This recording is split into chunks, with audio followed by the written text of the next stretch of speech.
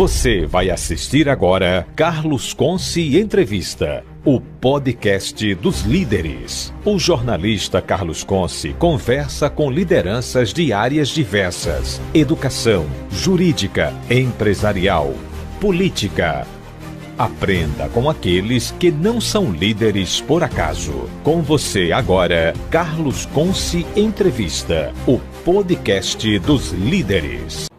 O podcast dos líderes, agora conversando nesta quarta-feira com Marcelo Melo Bastos, professor, empresário, CEO da MB de Marcelo Bastos, consultoria que faz inclusive pesquisas eleitorais e atualmente também é consultor, é cronista da Rádio Jovem Pan News, Alagoas, Maceió, tratando, claro, do assunto que ele sabe muito, de política.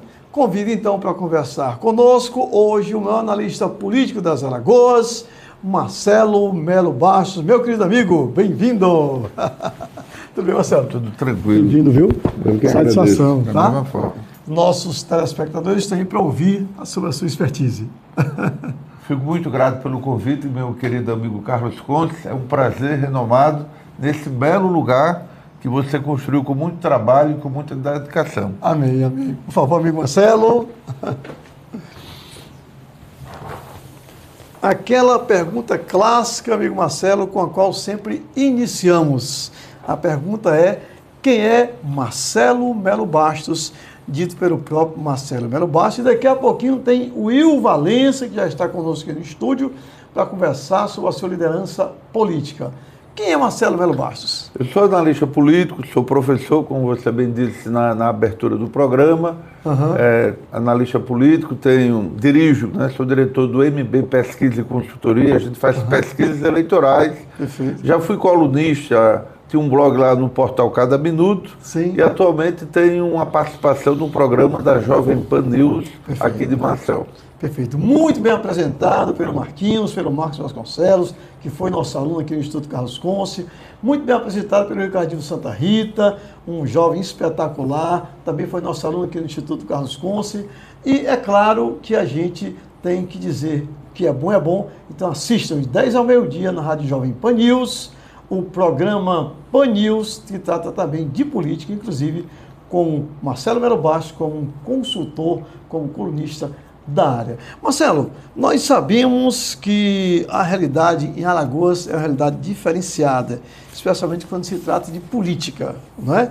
A pergunta é a seguinte: qual é o seu diagnóstico sobre o atual cenário de polarização política em Alagoas? Olha, a nível para governo do Estado, nós teremos uma das eleições, está pintando uma das eleições mais acirradas, mais disputadas, sim, entre o ex-governador de Alagoas, atual senador Renan Filho, com o ex-prefeito de Maceió, o JHC.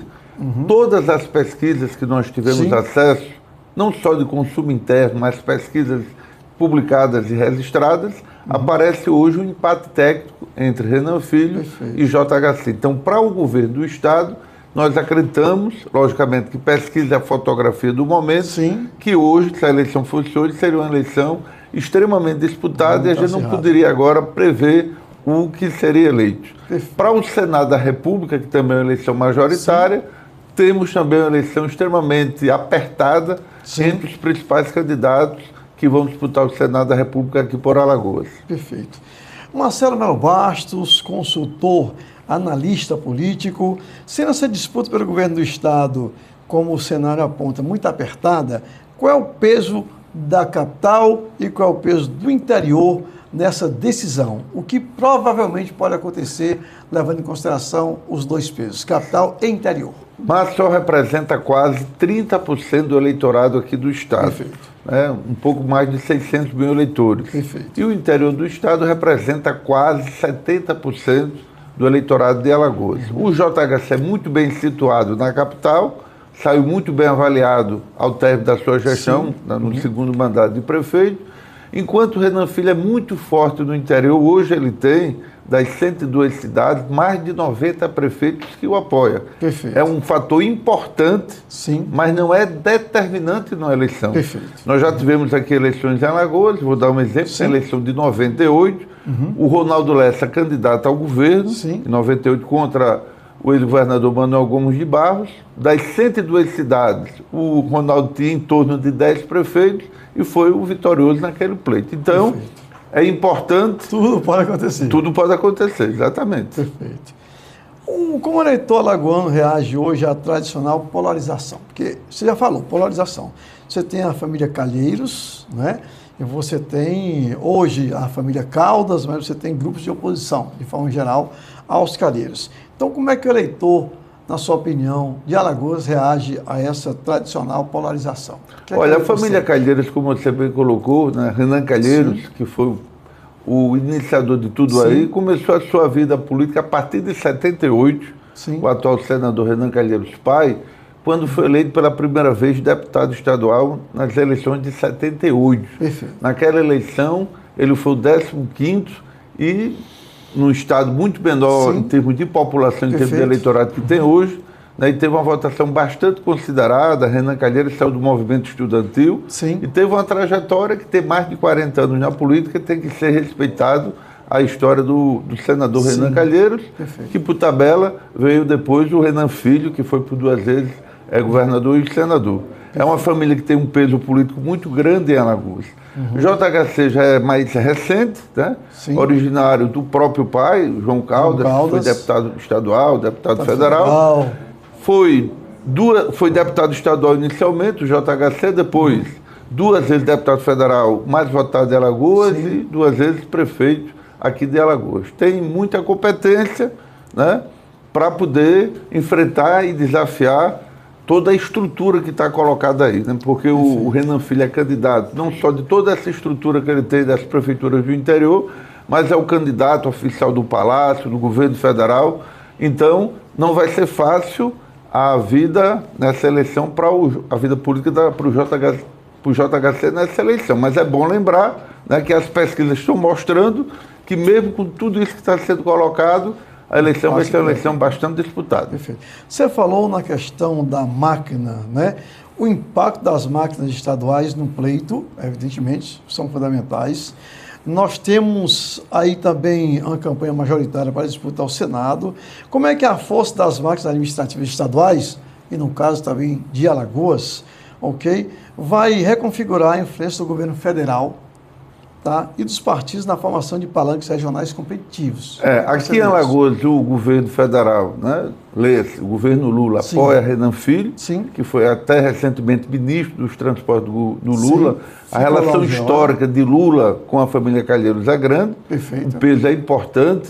Sim. O Lula, na última eleição para presidente, teve em todos os 9 estados do Nordeste, ele ganhou em todos os estados, e foi a única região que o Lula ganhou das 5 do Brasil. Perfeito. Mas a força de Lula no Nordeste é muito forte e é o maior eleitor do Nordeste, e isso vai ajudar muito na eleição do Renan Filho. Por outro lado, o JHC não tem esse apoio federal, mas construiu uma história, sim, que hoje está mostrando nas pesquisas que ele é forte candidato e é uma eleição imprevisível se a eleição fosse hoje. Perfeito.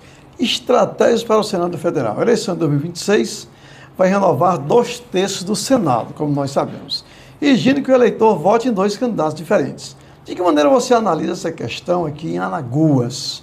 Qual a estratégia para evitar a anulação de votos a partir de uma dobradinha de repente mal feita?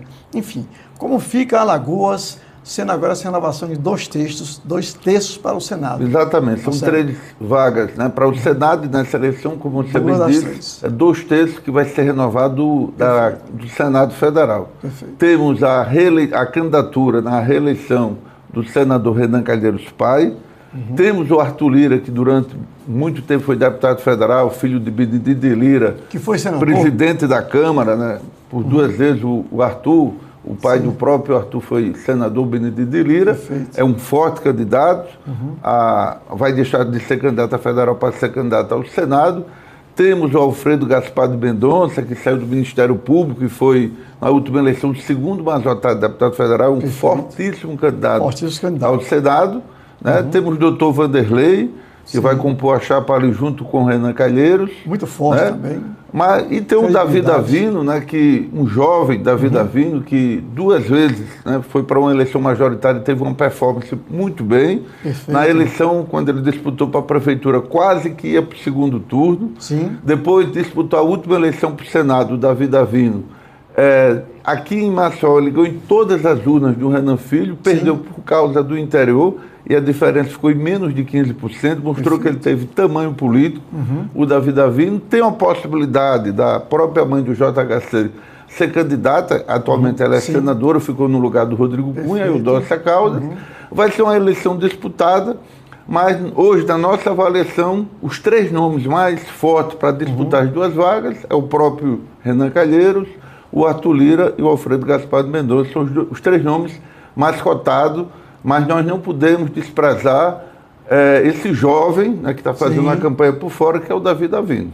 Perfeito. Fica aqui o meu abraço carinhoso do Davi Davino, que fez um curso conosco, pelo Dócia, que fez o curso de oratória conosco, o Alfredo Gaspar de Mendonça, que fez o curso de oratória conosco, e claro, a gente deseja sorte a todos, evidentemente, e que vençam aqueles que têm mais estratégias e de repente seguem as recomendações de Marcelo Melo Bastos, com certeza, né? Não tenho dúvida disso.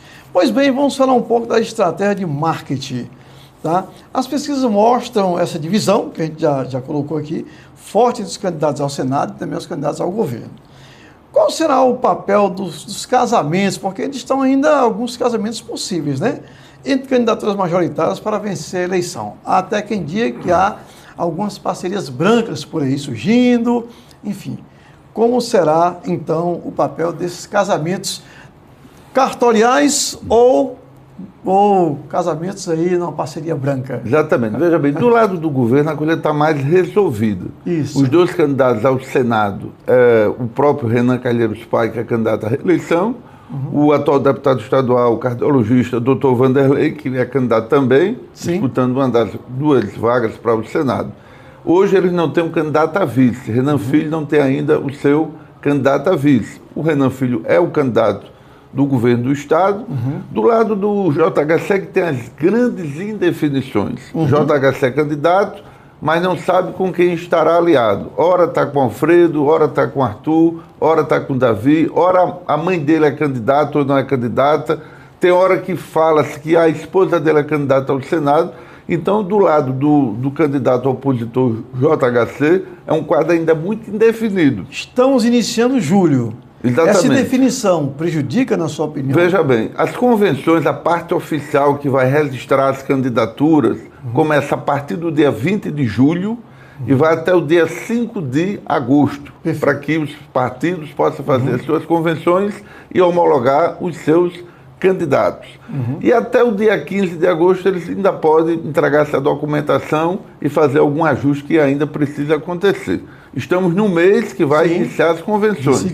A partir de agosto começa a campanha de rua, a partir do dia 16, e aí quem foi candidato foi, quem não foi, fica para uma próxima. Perfeito.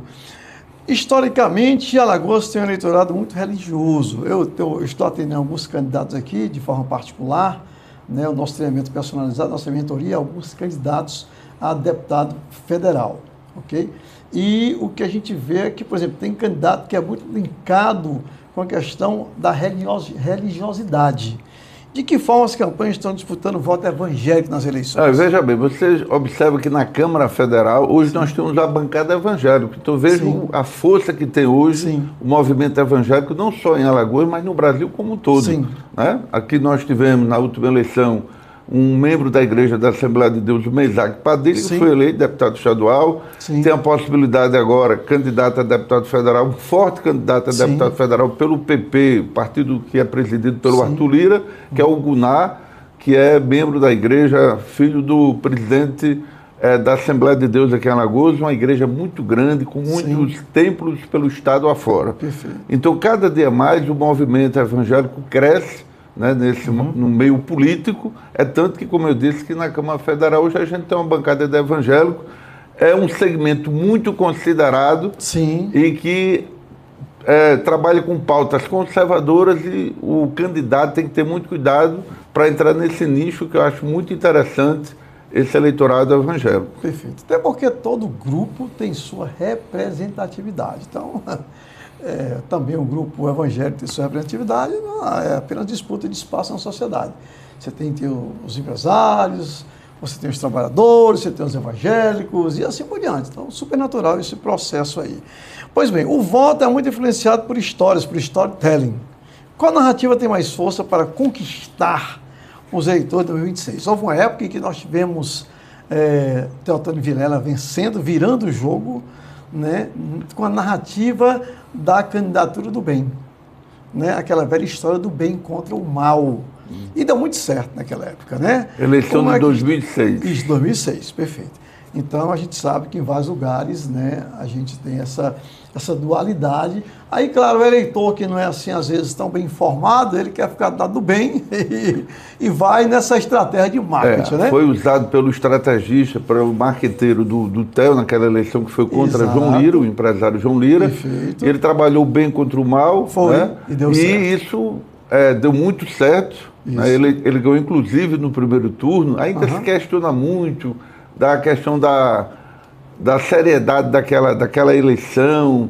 Ainda se colocou que houve fraudes na eleição, porque durante todo o processo eleitoral, nas pesquisas apontava o João Lira como o possível eleito naquele pleito eleitoral, mas as pesquisas já também diziam que no decorrer da campanha, bem próximo já do dia da eleição, o TEL vinha revertendo esse quadro e ele ganhou a eleição no voto, muito bem feito a propaganda dele, em cima exatamente dessa estratégia do bem contra o mal, e foi vitorioso.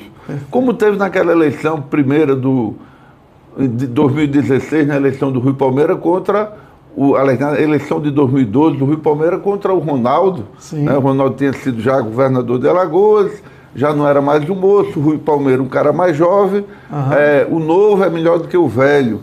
Então usou essa estratégia também. O Rui Palmeira fez o curso aqui na época, se preparou inclusive para o debate, né?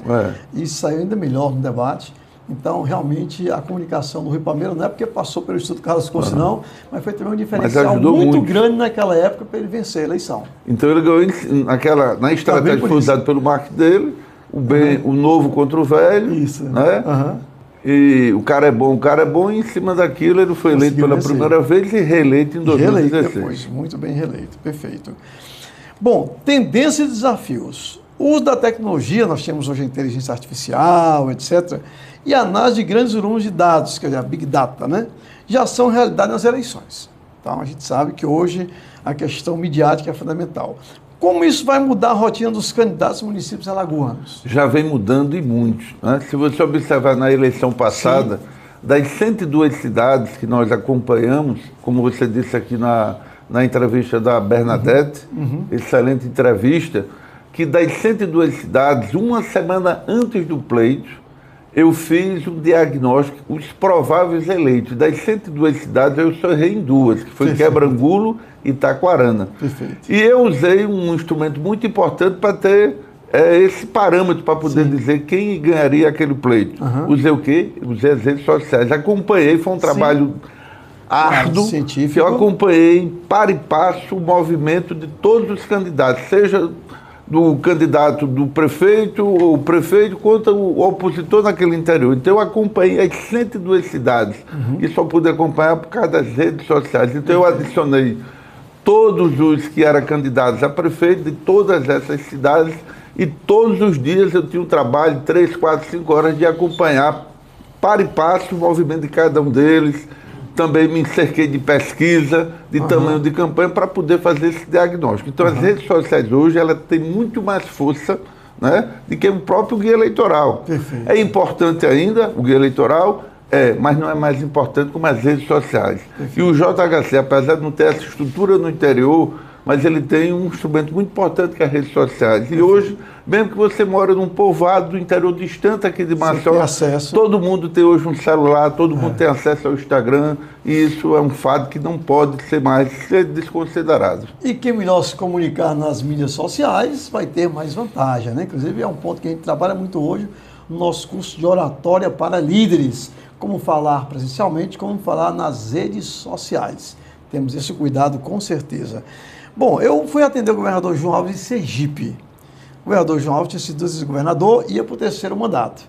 E aí, assim que eu cheguei lá, eu senti um certo desconforto da equipe de marketing.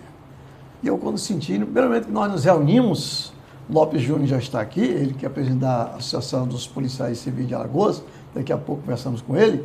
A primeira vez que a gente esteve reunido, o governador à cabeceira da mesa, eu disse, gente, eu quero lembrar que estou aqui para aprender com vocês, porque o meu negócio aqui é oratória, comunicação, como falar na televisão, no rádio, né, nas mídias. Então, estou aqui para aprender.